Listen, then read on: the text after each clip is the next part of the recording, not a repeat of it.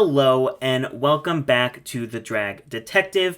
I'm Derek and we are going to today discuss winners because it is the premiere day of All Stars 7, or as I like to call it, All Winners. I don't really love that they just called it All Stars 7. It feels like they should have like a bigger name for it, but that's not what this video is about. This video is going to be a celebration of every winner from Drag Race and its many international versions. Now, I've obviously seen things like this before where people just talk about the track records and rank which queens had the best, but I haven't seen one since we've had the boom of new seasons.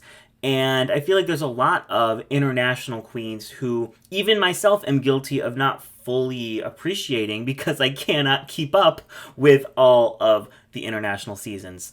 Y'all know I don't watch all of them, just like I don't watch all of the international seasons of Survivor or Big Brother. I kind of did a little deep dive for this video that I didn't watch their season. Obviously, I might follow them on Instagram, but I'm not sure exactly how they did on their season. So we are going to rank from 34 to number 1 which winners have had the best track record on their season. Some of these numbers are very, very interesting. I really was surprised by some of the queens that were like in the top 10 and which queens barely even cracked the top 30. So we are going to get into it and we're just going to kind of celebrate all of these winners and talk about their journeys. First, I just want to give some credit to you. I'm sure you all know who they are. Kind of inspired by their point system that they use on their channel, where basically every episode, a queen gets a certain amount of points. This is the point system that I used. I do not include mini challenge wins. This is just how they placed in every episode, divided by the amount of episodes that they're in, because obviously some seasons are like 6 episodes, some seasons are 12 episodes. So this is just, I think, the most fair way to rank how they did on the show. So let's talk about the last place queen. And it's one that I was very surprised was ranked so low. I genuinely thought they were going to be ranked higher. And that is Priyanka. Now, Priyanka has a score of 3.11, which, upon looking at it, it does make sense because she had 2 challenge wins, but she also had 2 bottom placements. So those kind of cancel out, and she was safe for a lot of the season. In hindsight, this totally makes sense why her score is a little lower than everyone else's, but I think I just think of Priyanka as such a superstar that I never really thought that her track record would put her at the bottom of the list, because even the episodes that she was safe in or that I thought she really didn't do the best, she still did a good job. I mean, I don't think she really had a true flop outside of Snatch Game. And as we know, Canada's Drag Race is, pretty rigged this season at least, so that I cannot really take into account. I can't go through every single season and say, well, this queen should have been high in this episode and low in this episode. So we are just going to go based off their track records from the show, even if some of their placements were, bullshit. But honestly, I think Priyanka is just the perfect example of like you not needing to win every single challenge or be in the top every single week to own a season. And by the end of that season, looking at the final 3, it was kind of obvious that Priyanka was the star of the season. She was, I would say, the narrator of the season. She had such good highs. She gave lip syncs that were iconic when she was in the bottom. Her runways were really good. I really think that Priyanka is the full package. She showed the full package, and even if her track record doesn't necessarily show that as well as it does for some of these other winners, I still think that Priyanka had a solid performance on Canada's Drag Race, and I would have loved to see her on an all-winner season like we just got. And I really hope that this rule that was leaked, that only queens that were judged by RuPaul can appear on the all-winners season, which basically just means US, UK, and Australia, I really hope that is not the case, because queens like Priyanka, queens like so many others on this list, I really think could benefit from being on a season with a wider audience, being on an all-star season. And I think that the people that hadn't watched Canada would fall in love with her. So Priyanka is at the bottom of this list, but that does not mean she is the worst winner. It just means that her track record doesn't necessarily show how great of a queen she is. In number 33rd, we have Vanessa van Cartier. Now, Vanessa also, I think, has a track record that doesn't necessarily show how great she was. Everyone was talking about her and her runways. But if you look at her actual track record, it's fine, right? I mean, she never places in the bottom, but she does have 2 low placements. She only has 1 win and 1 other week in the top, so it makes sense that she would be at the lower end of this list. And Vanessa is someone else who I think would really benefit from being on an international season, on an all-winner season, because Holland presumably got canceled, and it's clear that not many people tuned into season 2 after season 1 really didn't get that good of a reception. And I haven't watched either. I watched 1 episode of Holland season 1, and it was fine. But from what I've heard, these are not the best seasons, and that sucks for the queens, because obviously there's tons of talent on Holland. I've seen Chelsea Boy, I've seen Sedergine, I've seen Vanessa van Cartier, I've seen Vivaldi, I've seen how great of drag queens there are, and I wish that they could be put on a show that had a bigger platform for them, or that had a better reception for them. So while I'm sad to see Vanessa at the bottom of the list, I hope that we get to see her come back soon in another format on another show and really get to prove what an icon she is. Now, number 32... I wasn't shocked by this, but I'm sure some of you will be. It is Trixie Mattel on All Stars 3. Now, if you've seen my riggery of All Stars 3 videos, you know that I'm not very high on Trixie's All Stars 3 run. She definitely, I think, has great moments. Obviously, she wins 2 challenges. But I think she spends a lot of the season kind of just riding the middle. She's safe for the first 2 weeks. She gives fine performances for the first 2 weeks. She does really well in The Bachelor. She is a major letdown in Snatch Game before finally hitting her stride in episode 5, where she wins the Warhol Ball. And I think this is really when Trixie puts the pieces together.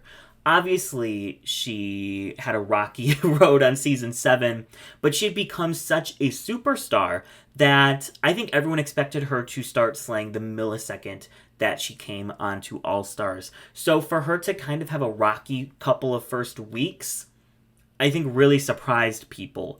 But, I mean, I know how television works. I knew that there was no way Trixie was not going to make it to the end of the season, just because the level of stardom that she had hit outside of the show was like anything else I'd ever seen. I mean, we've had popular queens before. Bianca Del Rio had kind of broken through mainstream. Raja Gemini was on America's Next Top Model. Like, they had been queens that had reached audiences outside of Drag Race before, but Trixie was something completely different.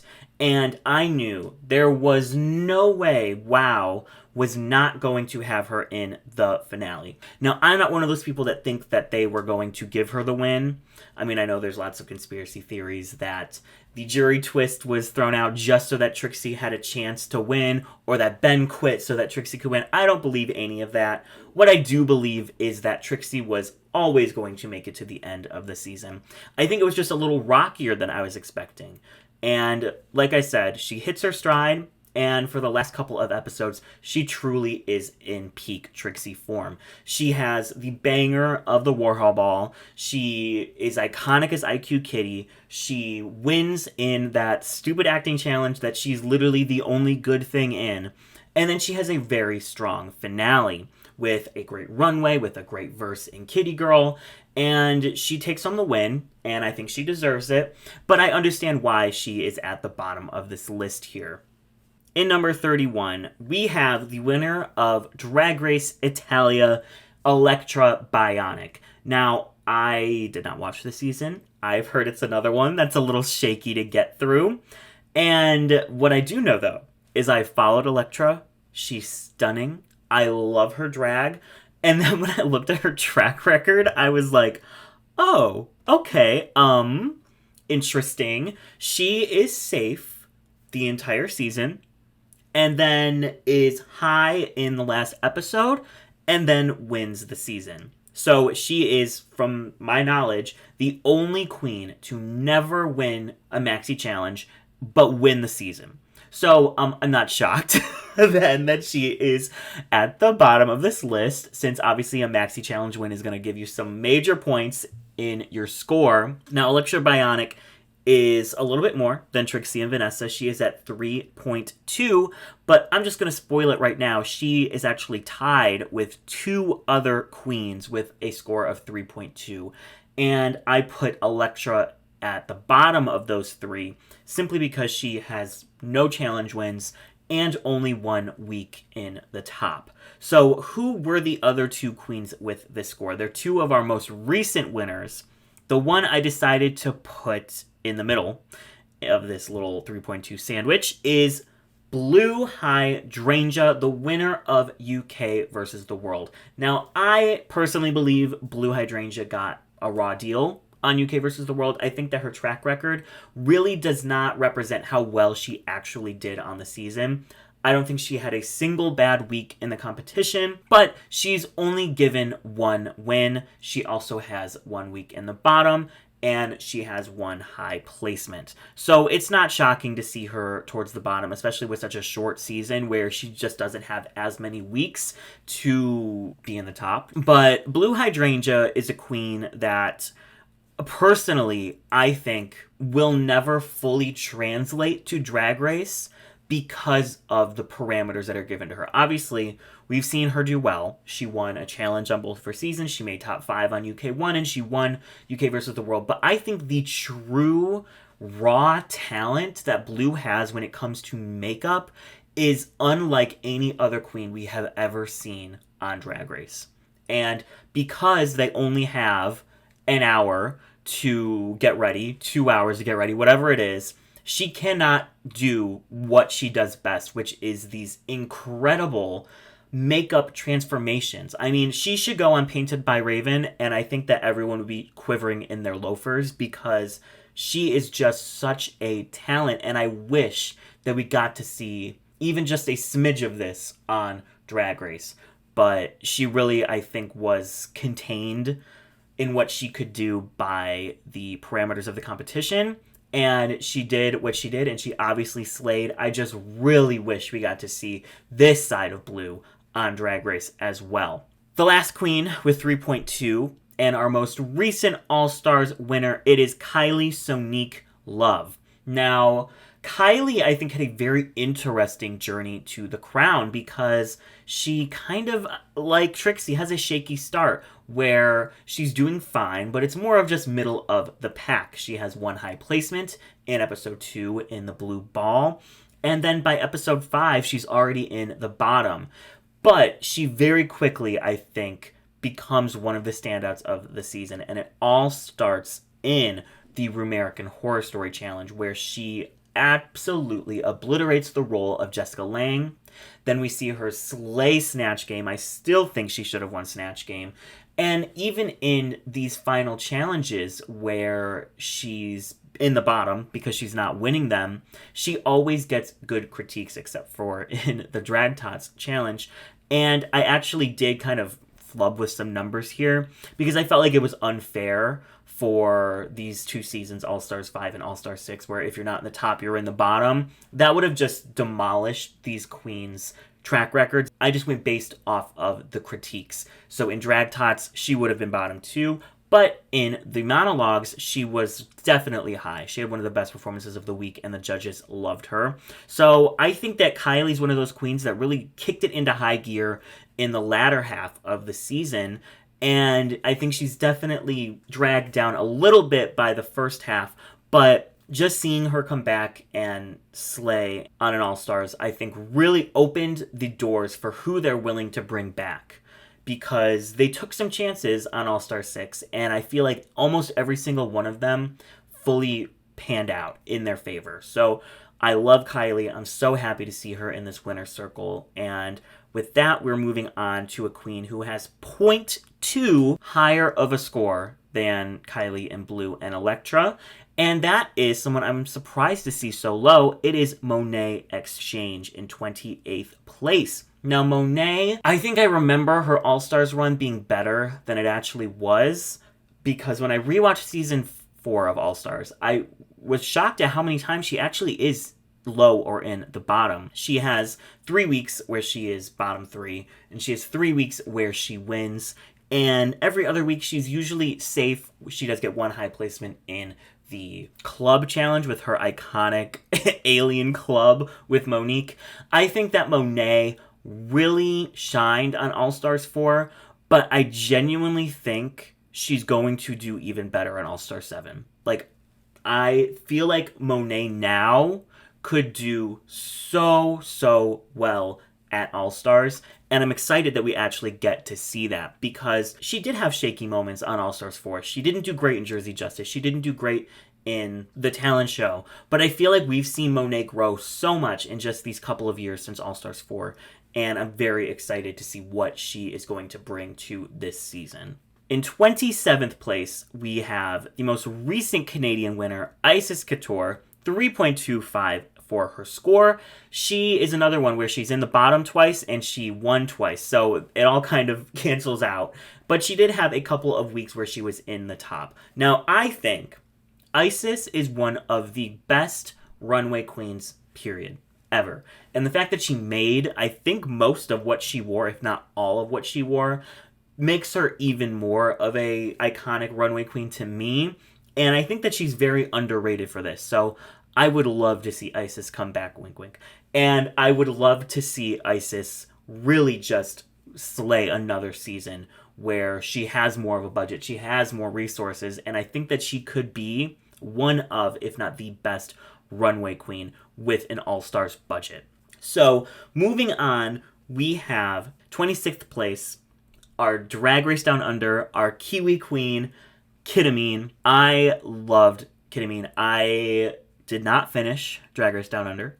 I gave up a little more than halfway through, but the three queens keeping me watching were the Kiwi queens. It was Kita and Anita and ELECKTRA. I fell in love with her. I love her style of drag. It is like being on an acid trip. And it's something different. And that is what I look for. That is what I love. She is exactly the type of drag queen that I gravitate towards. And seeing her really slay that finale, which I did watch. I did tune in for the finale. I saw Kiddo won, and I was like, I'll tune in for that. I will definitely tune in for that. And I was not let down. She had an amazing final runway. She had an amazing final verse. And she had an amazing final lip sync. So honestly, I would love to see... I'm going to say that about everyone. I should just stop saying that. I would love to see Kiddo come back. I'd love to see her on a season that's just better. Is that mean? I'm sorry, that's mean to say. I would love to see Kitamine on a better season. And I hope in the future we get to see that. So, number 25, we have our most recent winner. That is Willow Pill with 3.31. Now, Willow is someone who spent most of the season in the top, but I think she's somewhat at a disadvantage because of how long her season was, because there were more episodes. They couldn't have her in the top every single week, so she probably had more safe placements than if it was a regular 12-episode competitive season. But obviously she slayed from start to finish. She grabbed the audience's heart from episode 1. She was my winner pick from episode 1 after Curry Colby left. And she's someone I think is going to do big things moving forward. So number 24, we have her drag sister, Yvie Oddly. She has a 3.42 score, and Yvie Oddly's another queen who spent most of the season in the top. She had a little bit of a dip towards the end of the season where she falls on the bottom 2 and then she has a low placement, but she's in the top basically every week from episode 2 until episode, I think 7, 8? So she's another queen I think could have won more challenges than she did, and she's someone who really changed drag on Drag Race. I mean, obviously Yvie's style of drag has been done for a while, but we haven't seen it on our television screens, and I think she really opened up doors for other queens moving forward. I'm not sure Willow could do what Willow was doing on season 14 if Yvie didn't come and do stuff like this on season 11. Just like how I think Milk opened doors for Yvie Oddly. You know what I mean? It's like these queens that really push the limits of what we're seeing on our television screen, I think really open the show up so much more to different forms of drag, to different kinds of queens, and I just love to see it. Yvie and Willow are two of my absolute favorite queens, and I'm just so excited to see Yvie back on television for All-Star 7. And based on what all of her fellow competitors are saying, she is going to be the runway queen of the season, and just so you all know, I will be gagging on every single one. I will be reposting every single one on my Instagram story, on my Twitter, and I will be probably obsessing over Yvie far too much, but that is not something I'm going to apologize for. So, number 23, we have the most recent UK winner, Crystal Versace. Now, Crystal is someone, and I'm just going to be honest, she's not someone that I was a fan of for the first part of the season.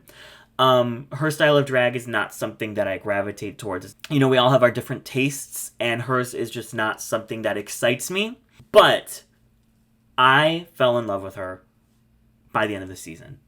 And I think we saw different sides of her. We saw different sides of her drag. And I think she proved that even with her young age, that she is miles ahead of other people her age that are trying drag.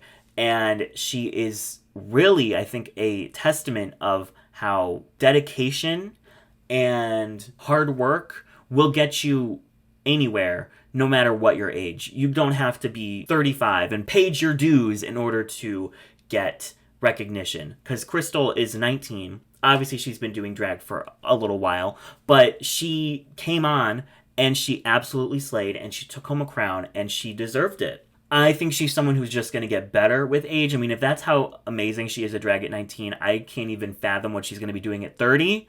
So we will have to see. Another young queen who won her season is number 22. That is Aquaria with 0.1 difference. She has 3.45 for her score. Aquaria, I knew of Aquaria. I've been following Aquaria way before she was on season 10. And I was so excited to see her on my screen, and she did not let me down. She is, this is a bold claim, but I'm going to make it. She is my favorite runway queen of all time. The looks that she brought to season 10 were so out of the box. They were all over the place. They were showing the full scope of what Aquaria can do.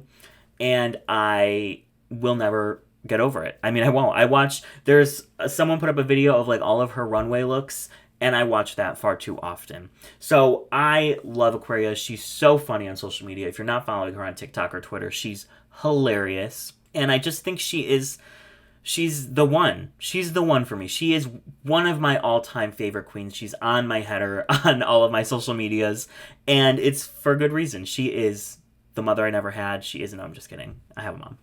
Number 21. This is the one that gagged me, and I think it's going to gag all of you too, because she has become one of, if not the most beloved queen of the franchise. It is Bob, the drag queen, with a score of 3.5. And let's just spoil number 21. It is Bibi Zahara Benet, who also had a score of 3.5. And this was almost impossible to pick who is above the other, because they both had 2 challenge wins. They both had 1 bottom placement, and it was hard. But I think Bibi did have a little bit more consistency on season 1 than Bob did on season 8.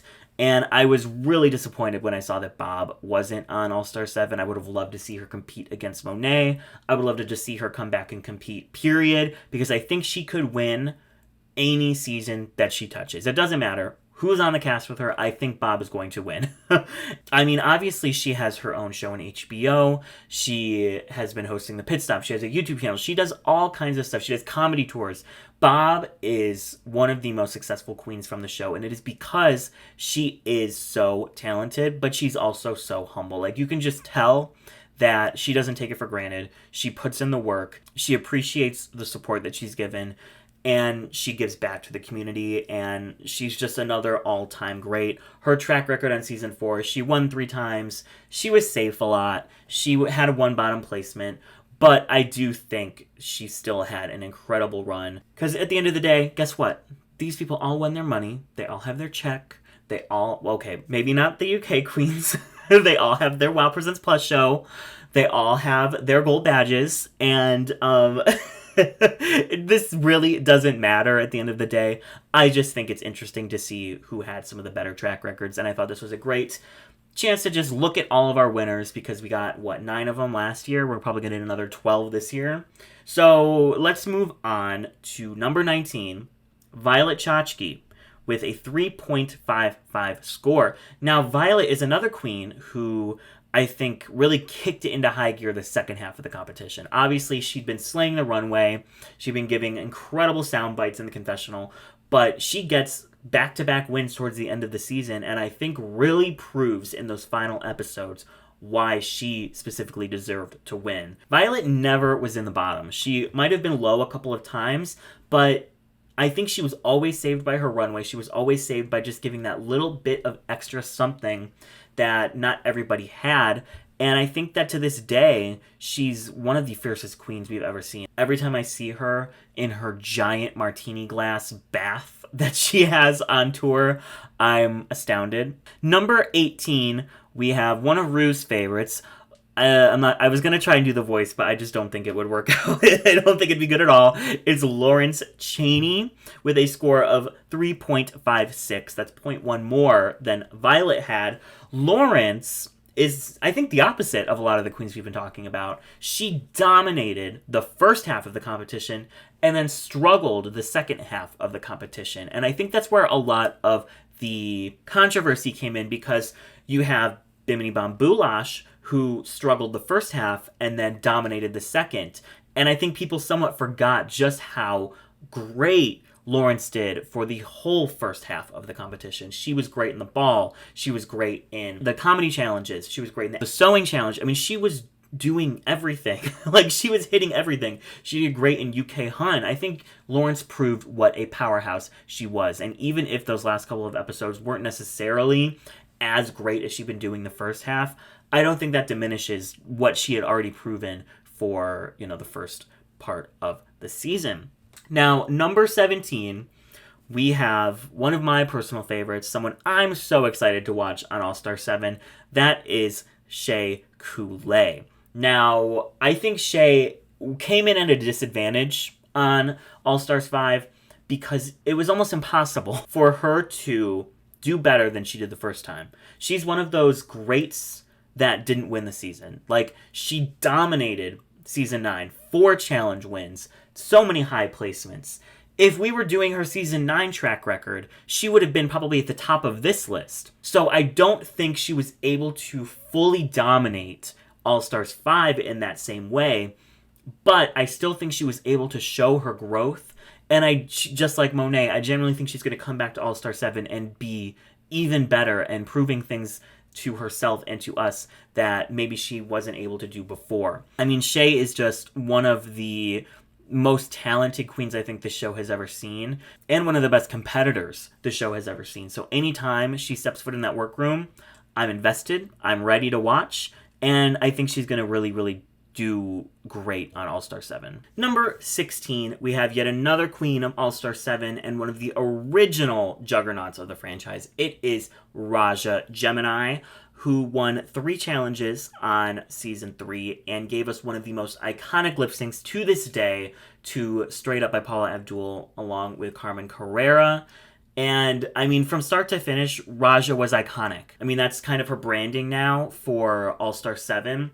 But from the moment she walked in with that weird pink monster hat on and won the mini challenge, won the maxi challenge. She was the one. I mean, she, to this day, is the one. She has been such a staple in the franchise, from being on Fashion Photo Review to stunting on queens whenever she shows up to a red carpet, whether it's DragCon, whether it's at a finale. I mean, she's just one of the greatest queens this franchise has to offer when it comes to just how personable she is, when it comes to how funny she is, when it comes to her eye for fashion.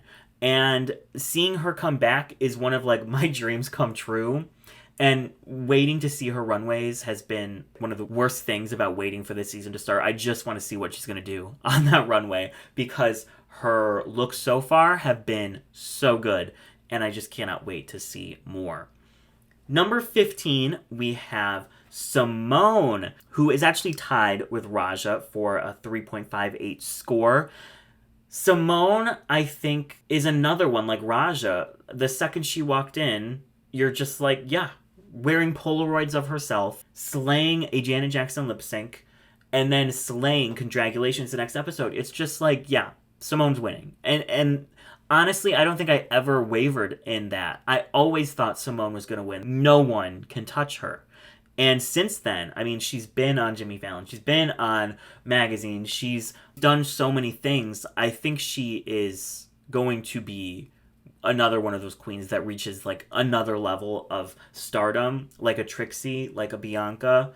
And I just love that for her, because I think she deserves it. She's something different. She's something fresh. And her take on fashion and her take on drag is something that I was really interested to see, and I was really excited to see on season 13. So I am a Simone stan from now until the day I die. Let's move on to number 14, Jada Essence Hall. Another queen that the second that I saw her, I was like, she's the one. She is the one. Going into season 12, I was such a Jan Sport fan, like, already coming in, and Brita Filter. Honestly, both of them, I loved them. So they were who I was rooting for going into season 12. But the second that those promo shoots dropped and I saw Jada in that American flag dress, I said, okay, maybe I need to rethink this. I said, maybe I have a new favorite. Unlike Simone, unlike Raja, I think there were a couple moments in the season where it wasn't super clear that Jada was going to win. I remember being in lockdown. It was shortly after lockdown, when Jada won. The joy that I felt, I mean, I was so happy that Jada won. I don't think there's another queen that won that I was that excited about, because you could just tell how much she had fought to be there, how much she wanted it, and obviously all these people did. It's very clear. But for Jada, I just connected with her because of it. And I am so excited to see her come back. And I'm so excited to see her prove what a powerhouse she is. Now, number 13, we have Trinity the Tuck, my favorite from season 9. I loved Trinity.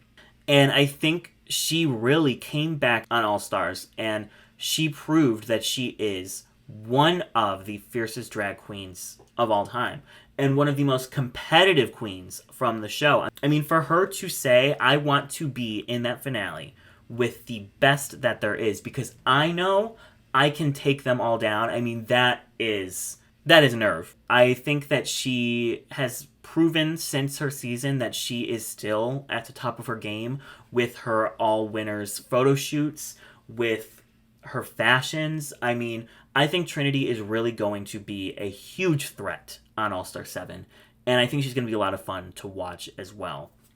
Now, number 12, we have her fellow season 9 competitor, Sasha Velour, with a score of 3.73. And there was a lot of queens that had this 3.73. The only reason why Sasha is at the bottom here is because I think she really came alive in that finale. You know what I mean? I think that going into the finale, people were thinking it's going to be either Trinity or SHEA to take the crown. And Sasha really did what needed to be done, gave us the greatest reveal in Drag Race history to this day, and snatched the crown. But I don't think that that was necessarily what people were expecting. You know, I don't think people were going into the finale saying Sasha's going to definitely win this. So that definitely did put her at the bottom of the 4 here that have a 3.73 score. But she was very consistent throughout the season. She was never in the bottom. She was only low once, and the performance, it was a 90210, was not even that bad. She was doing really fun fashion we hadn't seen yet, and she was a completely new, unique perspective on drag, and I still think that she has a unique perspective. I don't think we've seen anyone like Sasha since she's been on. Number 11, we're so close to our top 10. We have Angele Anand from Drag Race Thailand. She won 5 episodes in a row, and obviously Thailand has a different format from the American season where you can win either the runway or the maxi challenge, and just because you win one doesn't mean you're not going to be in the bottom for the other. Her track record, win, win, win, win, win. That is insanity. That is absolutely insane. And I've seen her lip sync against Kana Warrior. It's one of the greatest I've ever seen. It was amazing. Number 10, we are in the final 10. We don't need to talk in full, but obviously she had an amazing journey on Drag Race and was an amazing competitor. She won 4 episodes. She was only in the bottom once, and she was one of the first real underdog storylines. But we can move on to number 9, Jinx Monsoon.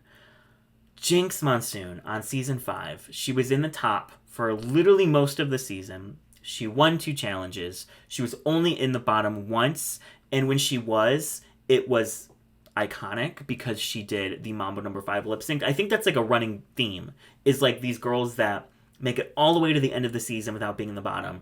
Then they finally have that bottom 2 moment, but it's honestly a good thing because they get to show off what a talented lip syncer they are or what a talented dancer they are. I mean, Jada, Raja, Jinx, they all did this. I mean, Jinx is one of the funniest and smartest queens on Drag Race, and I truly think there's no way for her not to destroy All-Star 7. Like, I just don't think that's going to be in the cards.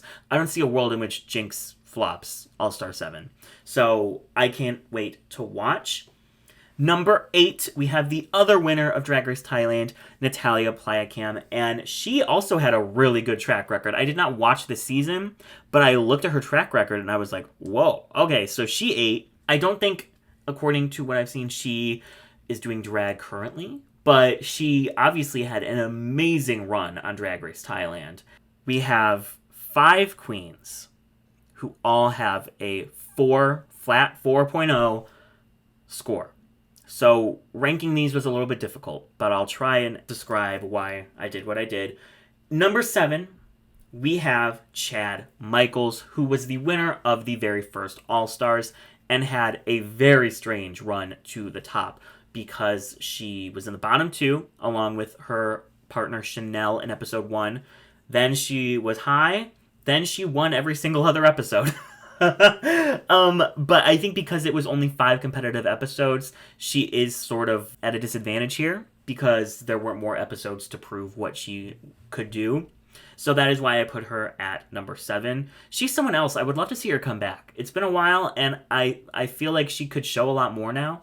She's done a lot more impersonations other than Cher that I've seen, and that she's always knocked it out of the park, right? I mean, Derek Barry was our last real big celebrity impersonator, and that's such a big portion of the drag community that I think seeing her come back and show off that part of the community again would be really fun. Number 6, we have another All-Stars winner. We have Alaska. Now, Alaska is another queen who was winning everything, and then the last episode before the finale, she's in the bottom. And the producers told her that's the only reason why you won is because you had that tantrum and you were in the bottom.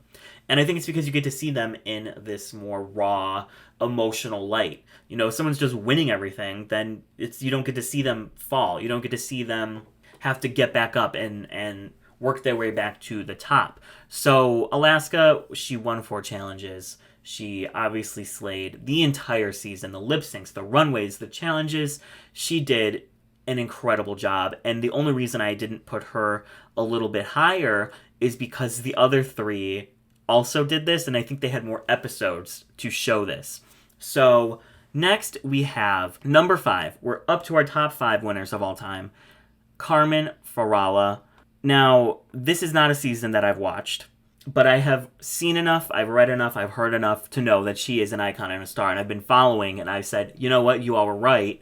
She is absolutely stunning. She is at a level of drag that I think is almost unattainable. And I think that she needs to come back immediately to whatever franchise would possibly have her. And with how well Drag Race España is doing right now, I think that they could literally do their own All-Stars in like 2 years and have her come back. Like, I just think this is one of the biggest franchises that is really hitting with fans outside of the main American Drag Race. Number 4. And I never want to hear that Raven should have won, because the artist formerly known as Tyra Sanchez has a score of 4. She was always in the top. She was always at the top of the competition. She was always giving one of the best runway presentations of the week. And we don't really need to discuss her a lot, because obviously she doesn't really want to be associated with the franchise anymore. But her run on season 2 is one of the greatest we have ever seen. It's the number 4 greatest run we have ever seen, and y'all better put some respect on that. Number 3, our final queen with a 4.0 score, and our last queen to actually be on Drag Race All-Star 7 is the Vivienne. Now, the Vivienne. Wow, wow, wow. She spent almost every single week in the top. She had one moment where she was in the bottom, and she gave us an amazing lip sync.